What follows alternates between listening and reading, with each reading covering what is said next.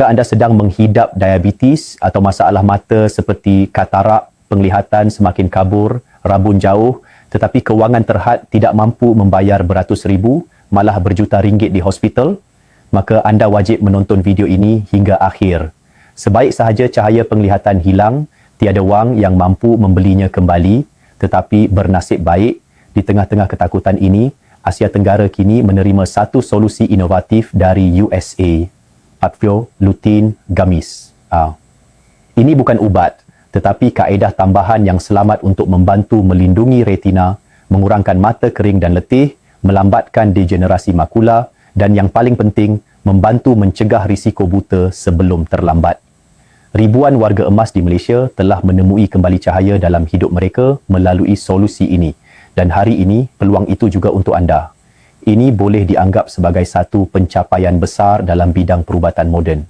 Jangan pernah memandang rendah sebiji gula-gula kecil kerana di dalamnya terdapat keseluruhan formula nutrisi yang telah dikaji dan dibangunkan di Amerika Syarikat mengandungi zat-zat penting untuk mata.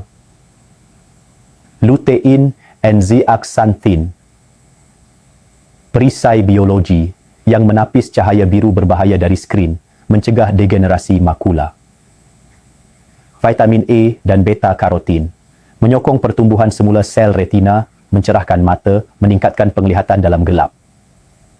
Omega 3 dan zinc menguatkan penghantaran saraf penglihatan, memperbaiki peredaran darah dalam bola mata, melindungi daripada kekeringan mata dan risiko katarak. Ekstrak blueberry kaya dengan antosianin, bertindak sebagai antioksidan kuat, membantu proses penyembuhan kerosakan mata dan memperlahankan penuaan retina. Hanya dengan 2 biji sehari, anda sudah membekalkan kepada mata satu sistem nutrisi khusus, membantu menyuburkan sel, memulihkan kerosakan serta menjana semula penglihatan.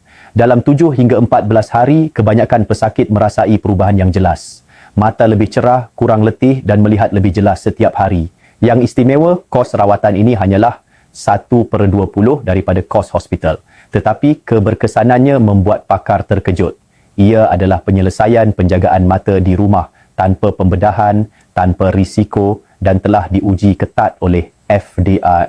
Dijamin selamat untuk semua peringkat umur, terutama orang dewasa dan warga emas. Dengan semua bukti klinikal dan maklum balas positif, saya boleh mengesahkan inilah solusi pencegahan buta dan perlindungan penglihatan jangka panjang yang sangat diperlukan oleh komuniti Asia Tenggara